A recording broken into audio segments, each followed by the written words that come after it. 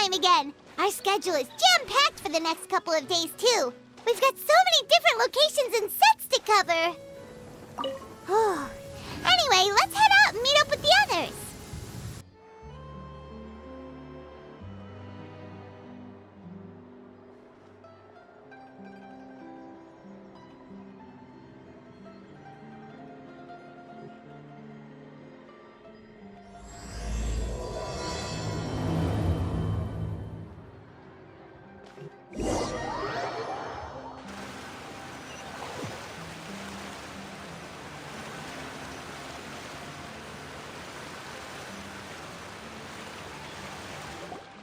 Good work, everyone!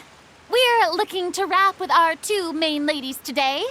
I can already smell our success. What do you mean, looking to wrap? Oh, aren't you the expert now? This upcoming scene is the two musketeers' final confrontation with the Baron. There will be quite a bit of action, but no choreography beyond what we've already rehearsed. Anyway, get ready. Lights, camera, action! The view is beautiful tonight. It reminds me of that fateful night 10 years ago. And now that I've said it, I can even make out the faint fragrance of herbal tea in the air. Enough, villain! It's time that you pay for the death of our mother! My dear Iris, have you forgotten your manners? How can you speak like this to your own father? I'd sooner swallow all of my teeth than call you father. What did I expect? Seems the daughters have turned out to be just as obstinate as their foolish mother. In this world, Mora and status is everything. She thought she could blackmail me using her children and force me to grant her recognition and concessions? Ah, how naive can a woman be? Mother never asked a single thing of you. All she wished was for us to live a peaceful life, just like the others. It was you who personally brewed the poison of prejudice and sent Mother to her death. Compared to that deadly poison, the 2 bullets that will soon pierce through your heart will be like sweet mercy. And that's exactly why I said you're just as naive as her. Did you really think 2 muskets would be enough to defeat me? So let's see. What is stronger, Mora and power, or the 2 muskets in your hands? Get them! Tulip! There are too many of them! It'll be okay. We'll cover each other, Iris. And Mother will be watching over us, too. You've lost. To think I'd lose to my own 2 kids. We are no children of yours, and we'll never call that place our home. Then tell me, what did you do all this for? You lost your mother, and will soon kill your father as well. What will you gain in the end, other than sentences for your crimes? We will gain our long-awaited justice.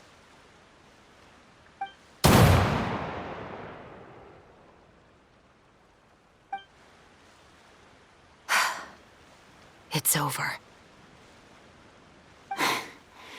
Finally, it's over.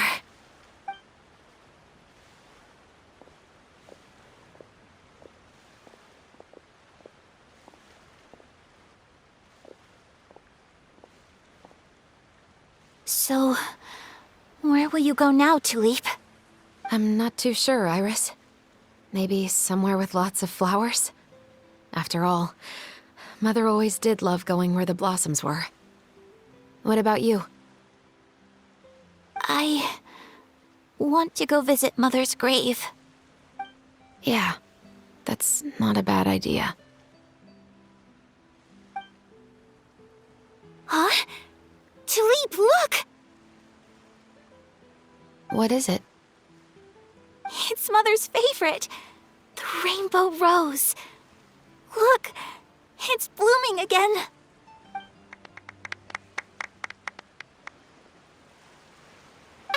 moment! That was beyond mesmerizing. Even I didn't expect this scene to go so well. And we got it in a single take. All right, everyone. We've got a wrap for Tulip and Iris. Congratulations, Ayaka and Chevres! Thank you.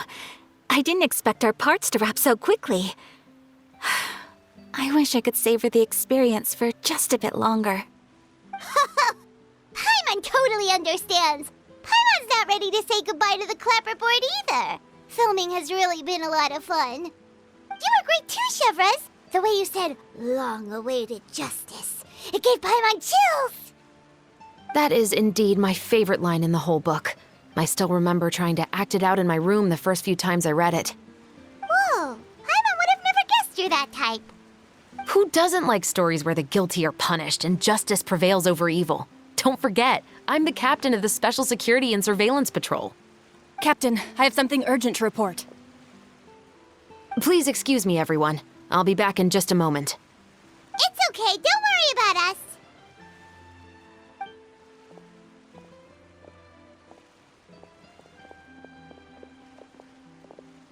Oh?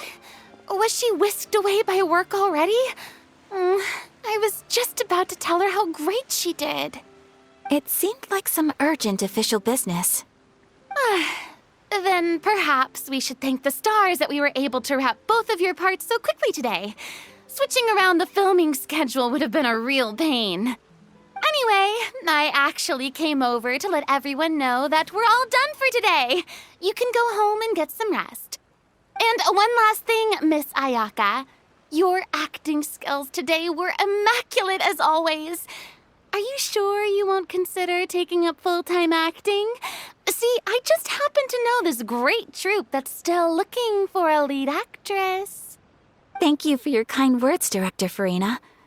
Unfortunately, there are still many matters that I have to take care of back home at the Yashiro Commission. I cannot remain in Fontaine to pursue an acting career. Nevertheless, I will make sure to treasure this incredible opportunity in my heart. Oh, that's a shame. But I understand. Just let me know if you ever change your mind.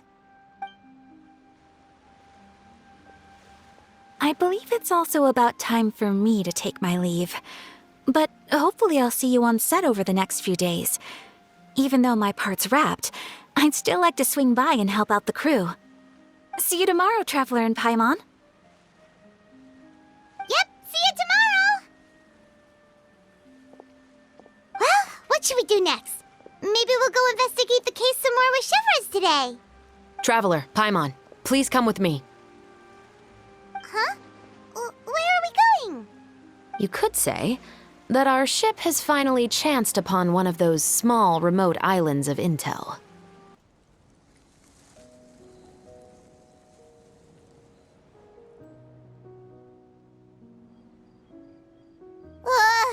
Paimon's exhausted. Paimon definitely didn't expect having to float this far after a full day of filming. So, Chevres, why did you take us here? Affirmative. It wasn't anything conclusive, but it should show us a clear way forward. Have you ever heard of someone by the name of Emily? Oh, you mean that famous perfumer? She's a good friend of mine. She's lent me her aid several times in the past to resolve some difficult cases.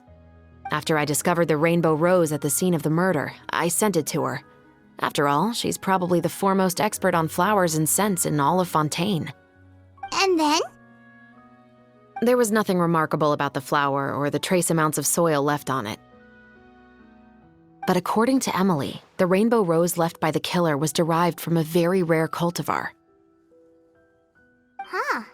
Paimon didn't know that there were different varieties of rainbow rose. Paimon just thought they grew everywhere in the wild. Flowers that are deliberately cultivated will always show some different features from those that bloom in the wild. We already knew that the rose left at the scene belonged to a special cultivar, but with Emily's expertise, we were able to pinpoint the place where it was first picked from. Oh, Paimon gets it now. So whoever first planted that rainbow rose was probably the killer. Precisely. And after we checked what we learned against some sales records from the past, we discovered that there's only one person in all of Fontaine who could grow and sell this specific cultivar. Really? And who is it?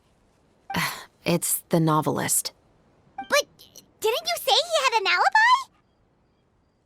To be clear, I haven't changed my mind about him. I still don't think he was the one who pulled the trigger. However, that doesn't mean the true culprit never visited him at his home or never purchased a rainbow rose from his garden. Whatever the case, we will have to confirm a number of things with him. So you mean the next place we need to go is... Yes, we're going to pay him a visit at his home. That should be his house. There are so many Gardamex stationed around the place. That's pretty unusual, right? According to what he told me last time we spoke, he hired them so he won't be harassed or disturbed. So there are a lot of flowers in his garden, but Paimon doesn't think we'll be able to pick one without alerting the Gardamex. Right, which is exactly why I think there has to be a special connection between him and the killer. So, should we knock? Just wait here for now. I'd like to take care of a number of those Gardamex first. But they're so far away. How are you planning to do that? Don't forget, Paimon, I'm actually the real-life captain of the Musketeers.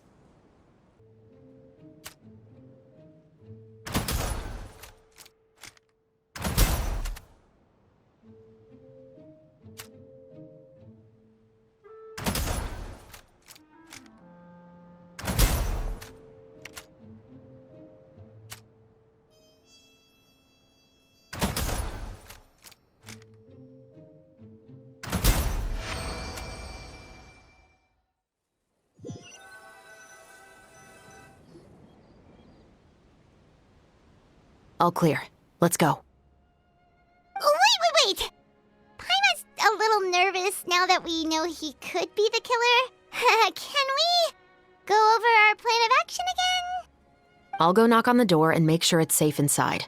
Once we're sure that we're in the clear, I'll ask him to come with us for a quick round of questioning at the guard's headquarters. But can't we just arrest him? We still have no evidence that he's the killer, or that he lent the killer any direct aid. Still, it would be appreciated if you could pick a rainbow rose from his garden for me while I'm talking to him. It'll help the Marachose Phantom confirm Emily's theory. Sure, no problem. Just be careful, Chevres.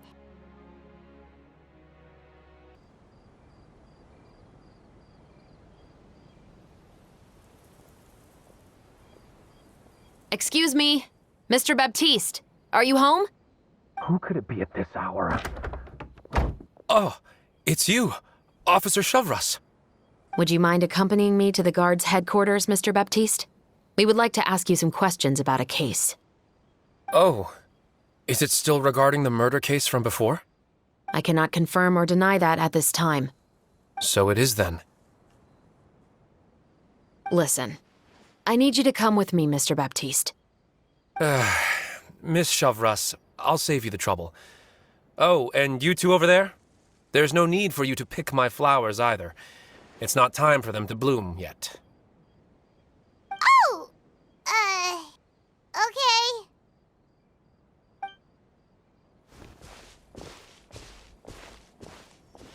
By saving me the trouble, you mean... I will confess. I was the killer. Huh? He just admitted he's guilty! Please relax, everyone. I'm not armed. The musket you're looking for has been buried in my backyard. Then it's my responsibility to inform you, Mr. Baptiste, that everything you say right now will be used as evidence for the inevitable trial.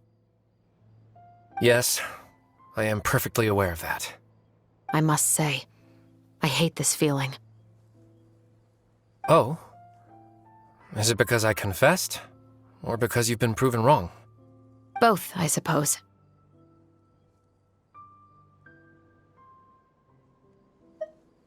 For the same reason as the one I wrote out in my novel, of course. I did it to exact revenge. I know you haven't figured out the link between the two of us, Had you done so, I'd have been taken away to the headquarters a long time ago. But that won't stop me from always remembering his grotesque face. After all, he was the one who killed my mother. Your mother is still healthy and well. You know, I was adopted as a child. I was referring to my birth mother. That was never recorded in the orphanage's records. Please forgive a 6-year-old child for concocting some lies to protect himself after watching his mother die right in front of him. So, your novel, it was like a record of your life? No, of course not. It was a work of fiction with many embellished parts. But I am indeed the illegitimate son of a wealthy and influential man who abused his power to murder my mother. That part was 100% real. But the man you killed didn't have a Mora to his name. He was a hired assassin, an irredeemable beast who sank his fangs into a defenseless woman just for a few bags of Mora. But if that's really the truth, you wouldn't be telling us any of this now. You still haven't managed to take revenge against your father, the true mastermind behind it all. I never thought I'd hear that kind of thing from the captain of the Special Security and Surveillance Patrol. I'm simply skeptical about your motives. It's simple, really. I've grown tired of everything and don't want to shoulder this burden anymore. You may have considered me too soft to pull the trigger. Well, as it turns out, you are exactly right. I've become overwhelmed by the aftermath of the murder. So you're going to call a stop to your revenge, just like that? The true mastermind is too rich and too powerful for me. I've accepted that I will never be able to avenge my mother alone. And so what? The characters in your book never gave up. Now, Officer Shavras, I'm the one who has killed a man, aren't I? Are you trying to convince me to commit another crime? What's your father's name? How do you plan to prove the veracity of all of your claims? Well, I'd like to speak with you privately. Sure. Why don't we speak privately at the guard's headquarters? No, it has to be here. I must ensure that we won't be overheard. Fine. Let's talk here. When I said won't be overheard, I meant by anyone. I would like to speak with you and you alone.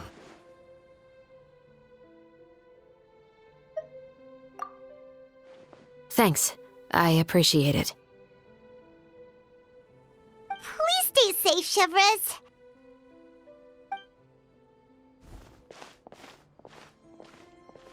All right. Let's hear it. Will you really believe what I'm about to say? Well, that depends on what you're going to tell me. Fair enough. Fair enough. Then listen closely.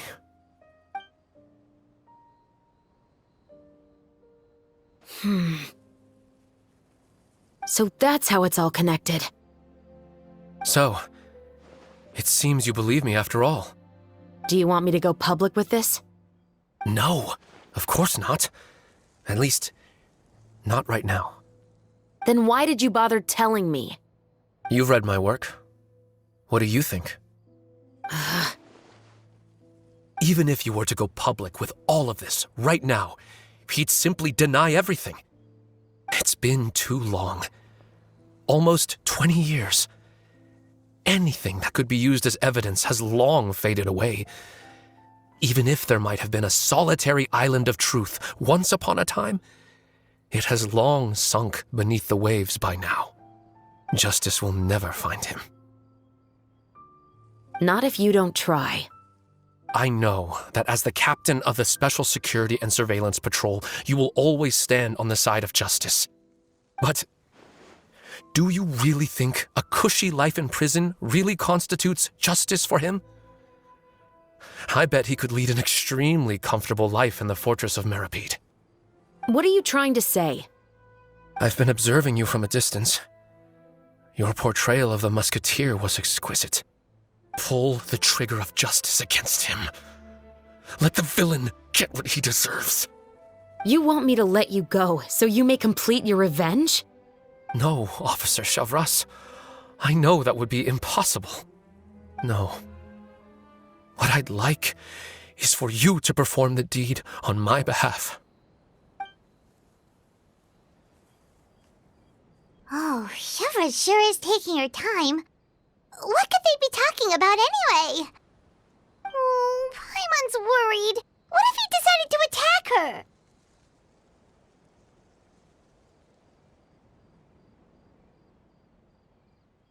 Oh, you do have a point. Still, do you have any idea who the rich person might be? And why the novelist doesn't want us to hear what he's saying to Shivras? Sorry to keep you waiting, you two. Hey, how did your talk go?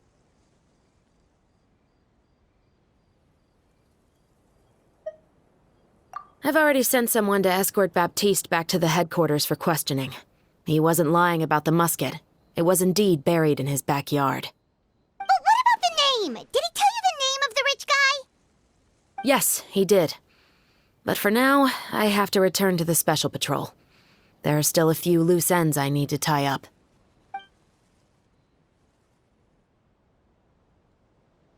I'll probably be quite busy over the next few days, so apologies if you don't see me on set. All right, Paimon understands if you can't tell us everything you know. We'll just keep an eye on the Steambird then. Actually, there's still something else I need your help with.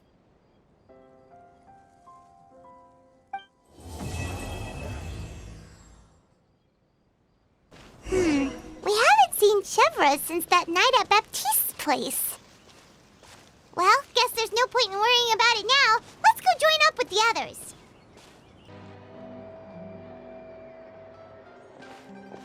Good morning! Hayaka and I were just talking about you. Is Chevra still not joining us today? Probably not. We haven't seen her either. Huh? That's such a pity. Director Farina said that we've only got a few small scenes left before wrapping up the entire thing. She even said that she'll get me into a couple scenes, so everyone will have a chance to shine in front of the camera. We were also planning on having a victory feast once we're all finished filming. You can join us, right? If only Chevros was here. I still haven't taken a photo with her. I'm afraid that can't be helped. Those special patrol folks are like phantoms when they've got a case on their hands. But to be honest, I'm even more concerned by what I read in the Steambird earlier this morning. It said that the killer in the murder case was none other than the author of the Two Musketeers. Oh yeah, I heard about that too. He came forward and confessed his crimes, but gave no explanation as to why he pulled the trigger. We didn't know about this case at all when we joined the film. Is it going to affect the reception of our work? From a pure publicity standpoint, this will draw a lot more attention to our film. I have to say, though, that no director can be perfectly comfortable with garnering attention through means other than artistic skill. To be fair, I feel like that ship sailed the moment you allowed yourself to be named as the director on our posters. It's not my fault that I'm super popular. What was that saying again? My popularity has, Sunk to an all-time low? spread to the four corners of Teyvat.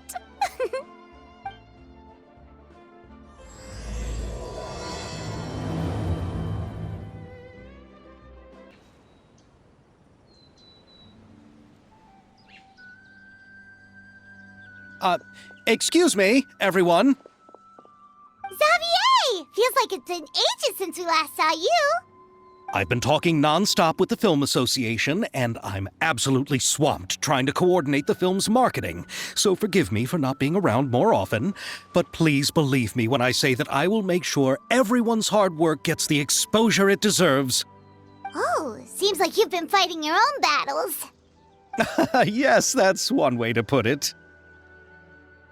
Oh, and before we begin the final round of filming, please allow me to finally introduce you to the original investor of our film, Mr. Morris. A pleasure to meet you all. Yes, Glad to make your acquaintance, Mr. Morris. We've heard about the issues you've encountered with your financial situation, and genuinely hope that things have taken a turn for the better. Oh, well, the situation has indeed improved somewhat. Don't worry, Mr. Morris. Accidents and last-minute challenges happen all the time. There's no need to blame yourself over it. The good news is that we're almost done filming now, and I would even say that this is the best story I've ever seen. Is that so? I say that's great news. All right, now that we've gotten all the pleasantries out of the way, let's get this show on the road. We'll mostly be filming typical people and scenery from the streets today to improve the sense of environmental ambiance in some parts of the film. Oh, and there'll be a cameo for Mr. Kamisato and Miss Yoimiya as well. They'll be used to show outsider perspectives on the fates of the two musketeers. That's right. Ayato should be here any minute. Excellent! Then let's start with the scenery shots. Camera and clapper loader, you're up. Yep, we'll be ready. Remember, all we need are some wide zoom shots of the streets. If you happen to find some particularly lovely patches of flowers and grass, feel free to grab some close-ups of those as well. Ready? Lights! Camera! Action! Okay, now move the camera slowly. Try to focus on that flower. What's wrong? Just adjust the focal length a bit. Something the matter? Huh? But wasn't it working fine for all the days before? Veronique, can we try a different camera? No problem. How about this one? All right, let's give it another try. Lights! Camera! Action!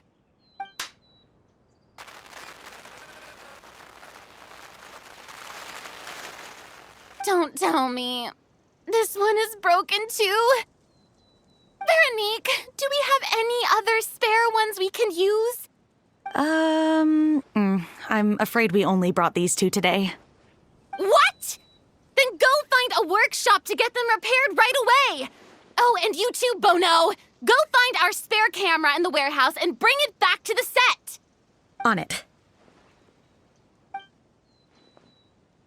Greetings, everyone. My apologies for the delay. Is something the matter, Ayaka? It seems like there are some issues with the filming equipment today. We're stuck for the moment. I see. Well, let's not just stand here twiddling our thumbs. Actors, to the makeup booth. We'll start on the next scene as soon as we get a working camera. The people at the workshop told me that the part which holds the lens in place seemed to have fallen off. That's super strange. It was perfectly fine just yesterday. Well, no time to dwell on that now. Let's get back to filming. Ahem! Quiet on set! Places, everyone! Lights! Camera! Action! By the way, have you heard about that recent murder case? Yes, I have. It seems that they've caused quite the commotion in the city. I heard that the chief of the guards is so mad about not catching the culprit that he's about to explode. Oh? I find that quite hard to imagine, considering how he already looks most days. Director, we have a problem. Oh, we're in the middle of a take!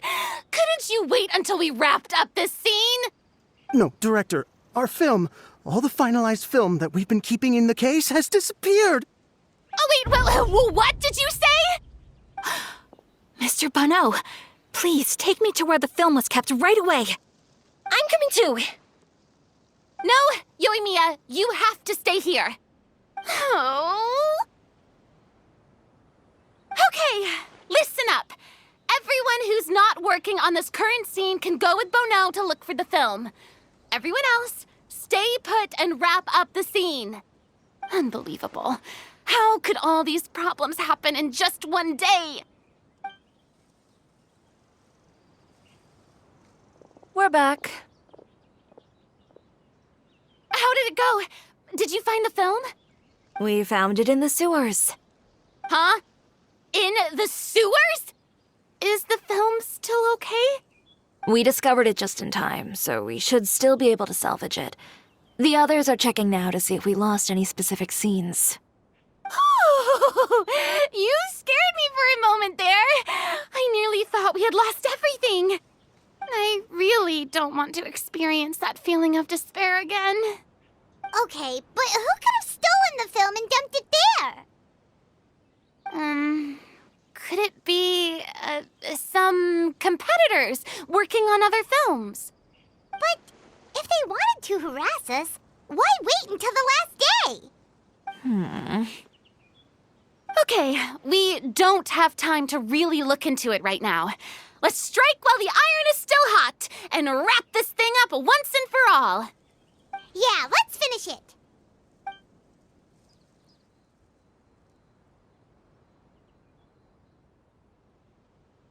I would like to officially announce that our entry to the festival, The Two Musketeers, has now concluded filming! Paimon is spent. It's so late already. Even though the filming process proved to be extremely challenging, everyone provided valuable and unique contributions to the final product. Thank you all for your dedication and support.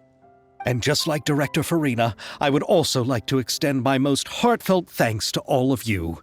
Really, you've all helped me so much. All right, let's save the awards speech for later, and hopefully also get some rehearsals in before the real thing. Anyway, now it's time to party! Let's all make our way to the beach and have a celebration feast so loud and fun that even the blubber beast will want in. Party, party! Paimon wants to party! Whoa, this place is hopping. Everyone's finally getting to relax after wrapping up the film. Let's go chat with someone.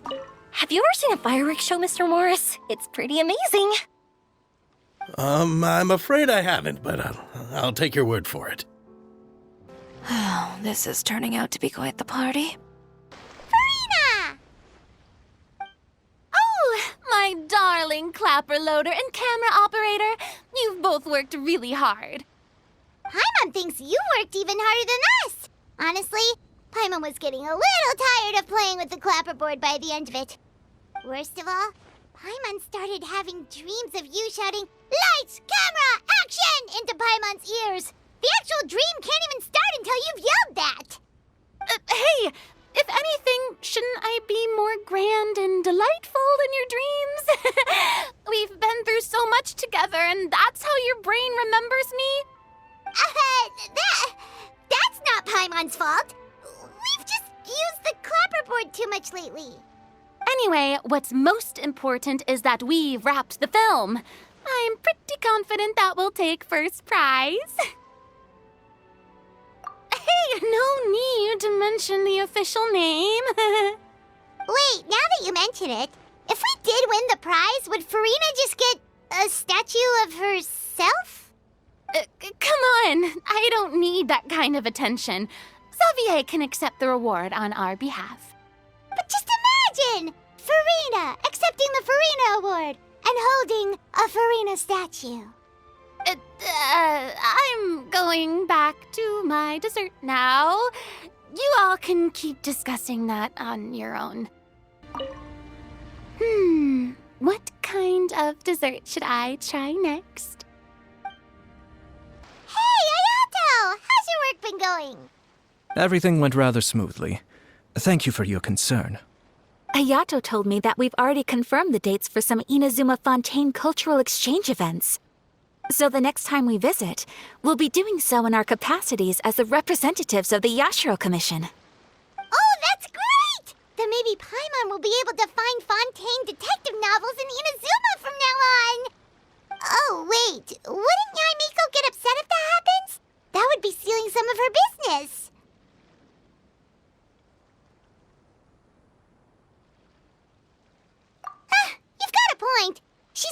complaining that light novels have become bland and too predictable after all.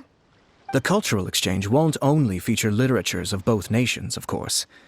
We have also made plans for cross-cultural engagements in the fields of gourmet cuisine, toy-making, and artisan craftsmanship. Whoa! Paimon's getting super excited now! When the time comes, be sure to visit and participate in all the events. I wish we could have spent some more time here. Don't worry. It won't be long before we're back again.